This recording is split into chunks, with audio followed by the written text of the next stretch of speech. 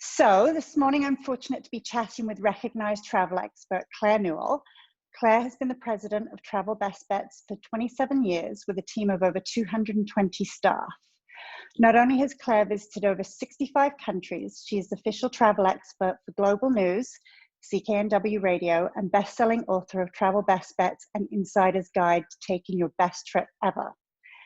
Claire has appeared multiple times on NBC's Today Show, Fox News, and CNN, and has been published in Success, Chatelain, Reader's Digest, and Today's Parent.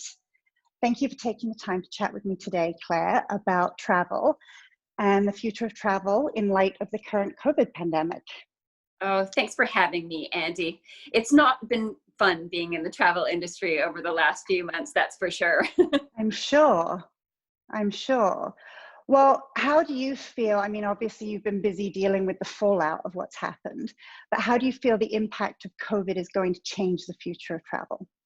Well, no question, we're going to see a lot of safety protocols just come into play and likely stick. We saw things after 9/11, like the use of first and last names, which we never saw with even middle names. Safety protocols, hand sanitizer, masks, I think they're going to become the norm. I also think that we'll see some shrinking of both the capacity for airlines and hotels. Not every company is going to come out the other end of this, unfortunately. It's just kind of, unfortunately, one of those things that is the fallout of something that has been this catastrophic to the travel industry. We've seen nothing like this. I've been in the industry almost 27 years and seen SARS and 9/11 and multiple airlines go bankrupt. But this is worse than all of them combined. I can imagine. It's just everything's come to a complete halt.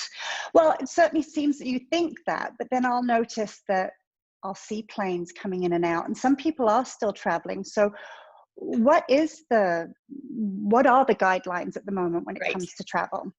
So here in BC, we have our own set of rules. You know, if you're coming into BC, they're asking that you still quarantine for 14 days. And the federal government has an overarching warning, which is to avoid non-essential travel. And until that's lifted, I don't think that we'll see many people traveling. Certainly there are people who have been traveling through this whole thing, and they've actually seen some airports that look almost apocalyptic, Andie. There's just nobody there and nothing really open. If you do have to travel at the moment, of course, there's certainly airlines going. A lot of airlines are actually ramping up starting in July. American Airlines is going to 50% of their capacity domestically within the US. Air Canada is beefing up to say 97 versus 220 destinations last year, but they're still ramping up. Lufthansa has announced that they're going to increase their capacity in July. We're starting to really see that. But the bans and restrictions are really the key. I know that the EU is working really hard to have all of their borders open by the end of June, but it's a very uneven at the moment. And even here within Canada, people who want to maybe go and see Nova Scotia or PEI may run into restrictions. Not everywhere in this country did they fare the same. You know, here in BC, we did extremely well, but in Ontario and Quebec, less or so. So I know that the federal government is working very hard to try and get some sort of consistency, even domestically within Canada. Right. So what if you have a loved one or a parent or someone that's, let's say, in the US right now? How does that work? Well, I mean, I guess you can't see them. Right. Well, yeah. Just yesterday we heard that they're lifting restrictions here in Canada, so that if you've got loved ones in the U.S., they can come here, and you're free to go to the U.S. at the moment. There's no quarantines and no bans, so as long as you can fly there, it's okay. We're lucky living in Vancouver, where we can actually fly to many international routes. We're one of 4 cities in the country where we're actually seeing flights. You may not be able to get there like you used to. You might have been used to going to some destination that was a nonstop, and now because of the limited number of routes, you may have to have a stop or 2 to get ultimately where you want to go. Right. Makes sense. So going forward, new travel safety measures will probably add costs to airlines. and hotels. But on the other hand, there might be competition to encourage people to try to travel. What do you think will become of the future of travel? Will it become more or less affordable? That's a kind of a complicated question, but I'll try and answer it the best I can. From an airline perspective, the immediate future, I see the prices coming down. The airlines need to entice, first of all, they need to keep their market share, but they also need to entice travelers to actually feel confident enough to go. And a lot of people get over their fear during these types of situations when there's an unbelievable, like, screaming deal. But long term, with capacity decreasing, I don't see it staying that cheap. There's also a number of other factors. How long before there's a vaccine? Do they have to have the middle seat blocked off? Right. Jet fuel is an all-time low. The competition, routing, there's just so many factors that are going to come into play. And on the other side, accommodation, once you actually arrive, it means that we're seeing the places that are a little bit more remote and higher end not dropping their prices as much. The big hotels, they're trying to entice people to stay with them. And we're seeing, places like Vegas, which just opened up for $30 a night for a 4- and 5-star hotel. That's not kidding. Wow. Yeah. Wow. It's time to go to Vegas. Right? And there's no lineups, except there's no shows, no clubs open. Right. Sports. Well, the weather should be nice and there's pools. So exactly. Pools. People are even going to want to go into pools, right? Well, that's the thing. The safety protocols around the pools, for sure. Right. Maybe not going in, but around, they are, groups are being put apart 6 feet, and the safety protocols are unbelievable, particularly with Vegas, because they have so much money to put into their protocol. You're going to be walking through temperature checks and not even know you're doing it. They have these wands, and they're doing fogging in rooms. They're steaming mattresses. But that's protocol that's taking place around the world.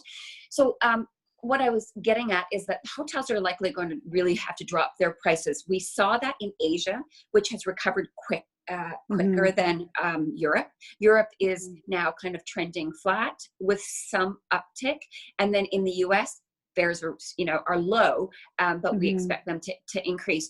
Accommodation, though, we are seeing some locations that are still in demand, because there are certain places that are domestic. So whether they're in the US or you're in Europe or you're in Canada, they have to reduce their capacity, but there's still demand to go to them, especially for the small luxury and boutique, we're finding. Prices are pretty flat, so they're not having to drop. Right. Lots of factors. Interesting. So what recommendations do you make for future travel plans this summer and the fall? People wanting to maybe book something, do you book now or do you wait? Or well, as far as summer is concerned, I think we really need to heed the warnings of the government. And right now, provincially, they're saying just stay local, maybe just within our own province. Federally, don't cross the borders. When those bans and restrictions are lifted, it's really anybody's guess. For the fall, though, and into winter, and even into Q1 of 2021, if you can find, first of all, a deal you like, because there are going to be some amazing deals, that is with a company that is offering flexibility in the terms of their policies. And we are seeing many companies do this, where you have a very low deposit, somewhere in the neighborhood of $100 or $150 compared to, say, $300 or $500. They're giving you final payment options that are much closer to your departure date. So instead of 70 or 90 days out, 25 days, 30 days out, we're seeing, and that you can change up to, say, 72 hours, 48 hours. That we have never seen that before. So as long as you know that you're not going to be left holding the bag if there's a second wave, or we're told that you can't travel, then I would do that. The one thing that people may need to keep in mind, though, is that travel insurance is not going to cover you for anything that is COVID related, or your fear and decision to cancel. Right. So if you were to get sick while you're abroad, no problem, except if it's COVID. So that's not new. Any travel insurance policy, if you read the terms and conditions, would have always had something that once there's a declared epidemic or pandemic, that it would be null and void to that epidemic or pandemic. But if anything else, it's still really worth getting, Andie, because if anything else happens to you, you will be covered. You step on something and you need stitches on your foot because you've cut your foot on coral, or you've broken an arm because you've tripped. All of that will still be covered. It's just the epidemic or pandemic related. So if you got COVID while you were away and you got really sick and ended up hospitalized, then you might be in a little bit of trouble. Okay. Yes, that's right. To know. However, we are seeing that in some cases, some insurance policies will cover you if you do need to quarantine because of it, or have hospital care because of it. But they're few and far between, but they are out there. But that's why it's so important to book with a company that will give you, like an airline, hotel company, tour company, cruise company, if you feel comfortable doing that, that will give you the flexibility to cancel just, up until a week, or, hours before you go, 24 hours before you go. Right. I think one of the questions that I had for you was actually, is insurance increasing?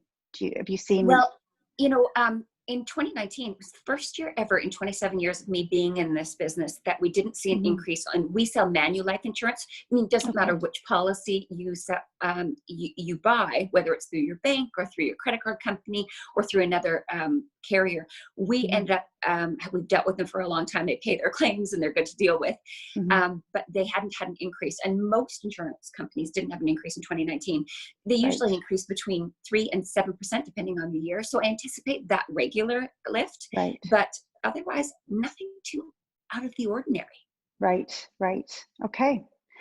How about you? Have you planned your next trip? I have one planned. I hope it doesn't get canceled. Our 25th wedding anniversary is coming up next year, but we want to go to Antarctica. And so we've had this on the books for about 18 months, just in the planning. Hopefully we can fly into Buenos Aires. Our Air Canada flights are booked. But South America is just being hit. So we're hoping that they go. And we're going on a ship called the Scenic Eclipse. It's very small, only 200 guests maximum. And they're actually shrinking the number during this situation. So it's a very small ship that we're going on. But we're hoping that we can go. And that is for just early November. And I'm in the process of booking one for our family to go during winter break, which I expect will be incredibly popular. It's actually what we're booking the most at the moment, because the policies are quite flexible for people. A lot of people had their spring break canceled and are holding future travel credits with all of the major companies, whether they're Air Canada or WestJet, as well as WestJet Vacations, Air Canada Vacations, Transat, Sunwing. There's, hundreds of thousands of future travel credits out there, many of whom are family travel. And the next big vacation for them, school break, will be winter break. So if you know you want to go, it's something just to keep in the back of your mind. Right. I think that would be, for me personally, I know that we don't have anything planned this summer. We'll probably just be doing local things, but just having something to look forward to. I like the idea of having something to look forward to. So if we had something booked for the winter, BC is so beautiful during the summer. So on that subject, do you have any recommendations for people, maybe families, as to where you would go in BC during the summer? Yeah, in the summer, we personally are renting a house that we know the owners, and we're going and for a week just outside of Penticton, closer to Summerland, and just going to go and hunt for some smaller restaurants, some local ones. The industry here and across this country has really been hurt, right down to very, very small operators. So, the next outfit I might wear on TV might be one that I found in some small little shop while I was traveling there.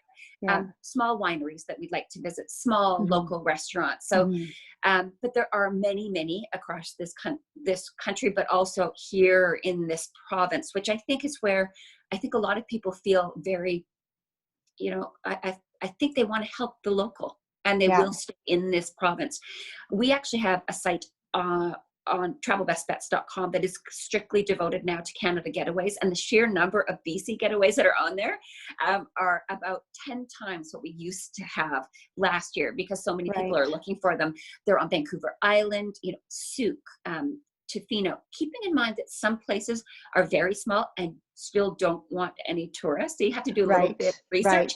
But Summerland, Kelowna, Harrison Hot Springs, places just all over this province. We are so lucky, and so many of us haven't even seen what's out there.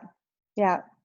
And are there, so that's good to know. On your website, you can go and have a look at those local travel destinations. Mm-hmm. Is there an ideal resource that you can recommend for people to just get regular updates? Because I just don't think it's necessarily clear to everyone what, I mean, you've gone through so much information, which has been fantastic, and it's good to know, but just for the future of travel within the States or Europe or whatever it may be. You know, unfortunately, there hasn't been one single resource. I want to do it because we have our home-based team that is still working, plus a number of agents that are still here trying to, you know, navigate through this. And we as agents and advisors need to make sure we know what we're talking about. So we built our own, and we've actually put it front and center on our website because we had so many people request it. There's a blue button on the home page. It says COVID travel advice.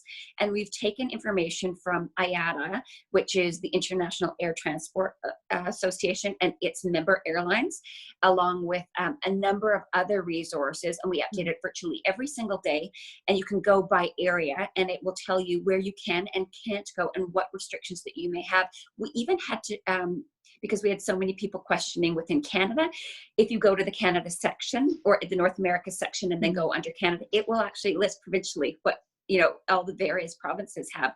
So we built it ourselves. We also have on the website one single button, and I believe are the only company that has it at the moment that we can find in North America, where you can click and it's got all of the company policies, the terms and conditions. If you have a booking and are trying to find out whether you'll get a refund or not, or what you're allowed back, and the current terms if you're going to make a booking, whether it's a airline, cruise line, tour operator, coach company, they're all on the website with a red button. Oh, fantastic. Well, that's good to know. Excellent. So are there any other travel tips that you can recommend? Well, I think the most important thing moving forward is safety is kind of the new sexy word in travel.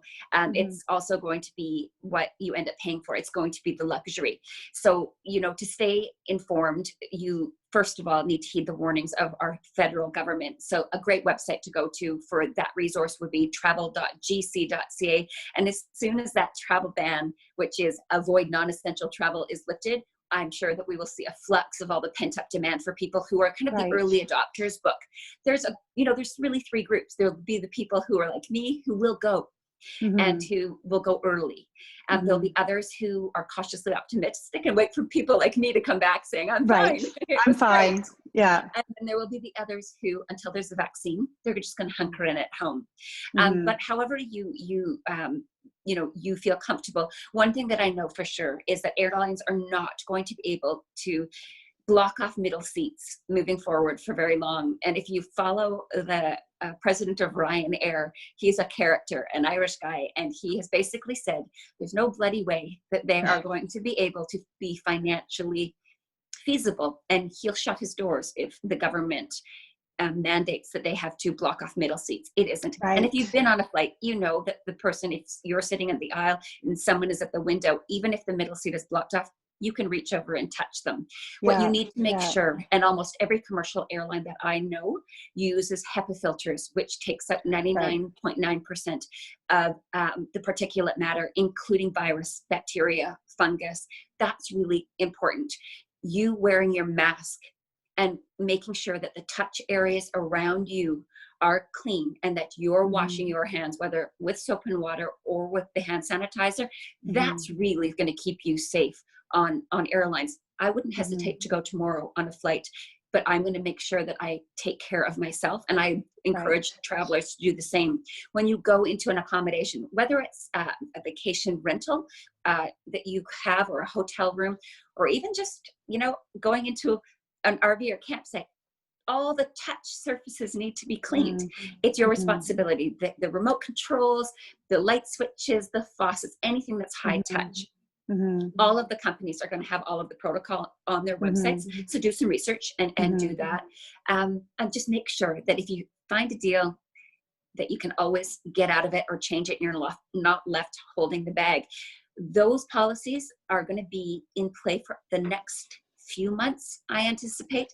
They won't be around forever. There's no way that these companies can endure it. But, you know, if you want to book for Christmas or Q1 of next year, you know you're going to need a holiday in January, February, or March of next year. I encourage you to book it if you can book with those flexible terms. Because say September, they could be gone. I anticipate that they will be. That's really good advice. I'm going to get on it, plan my next trip. Have something to look forward to. I know. Can you remind me again, Claire, of your website so that we can go on and check? Yeah, it's really simple. It's travel.best.com. We haven't closed during this. And even if you just have a question, you're not ready to book, our agents are in the know. And if they don't have the information, they'll certainly know where to get it for you and get back to you, either via email, info@travelbestbets.com, or our 1-800 number, which is on the website. That's great. So where do you think those hotspots are going to be this winter for families to book in advance? No, we're already starting to see a lot of people booking to Hawaii, Maui, Honolulu, Kauai, and Kona. We're seeing a lot of the Mexican destinations where the all-inclusive resorts have actually issued their safety protocols and done a very good job with it. In fact, the area, the Riviera Maya south of Cancun and up Isla Mujeres north of Cancun, that was one of the very first that was given their stamp of approval by the World Travel and Tourism Council. So they've done very well. Yeah, so we're seeing a lot of that area, Cabo and Puerto Vallarta. And I think some of the destinations that have done remarkably well and normally quite expensive to go to, like French Polynesia and Tahiti. There's been no cases of COVID since May the 29th. So they've done very, very well. They're reopening their borders June 15th. And I do see people looking online to find out where is safe. We know New Zealand has no new cases. They're kind of considered clean. They're not opening their borders. Once they do, I bet an influx of people. I mean, potentially even safer than being here, because it's almost, you know, their economy relies on travel. Whereas I think we perhaps have maybe become a bit too complacent that we've had such low numbers that people might not take it as seriously here as they would, say, in these destinations where they do rely on travel. And they really can't afford to have problems in the future. No, they can't. And we are actually seeing that with certain parts of Asia that were very, very careful. When the cases began, they got into gear and made sure that they were not hit hard. Places that we as Western Canadians visit often, Thailand, Vietnam, Cambodia, Bali, all fared extremely well through all of this. They were first, Asia was the first to be hit, but it's also the first to come back. So we are seeing bookings to that part of the world. There's that initial gut reaction, like, Asia, I don't really want to go. Yeah. If you drill down and take a look at how Thailand and Vietnam and Indonesia fared, you'll realize that it's a safe place to go. Yeah. Fantastic. Yeah. Wow. Anyway, I hope this helped you, and it's I really hope it gives helpful. some encouragement to people. It's been a time to really hunker in and stay safe, and we do want to stay safe moving forward. But there is something to be said about having something on the books to be looking forward to, like you said, whether it's something local or further afield.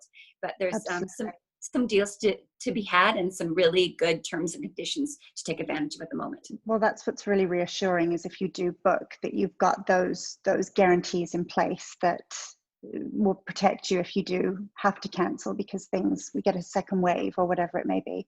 That's right. Anyway, I really appreciate you having me, Andie, and thank you. Happy travels to everyone once Thank you. they start to move. Thank you so much, Claire, for your time and your knowledge and your expertise. I think it's going to be useful to a lot of people. Thank you. It's my pleasure. Take care.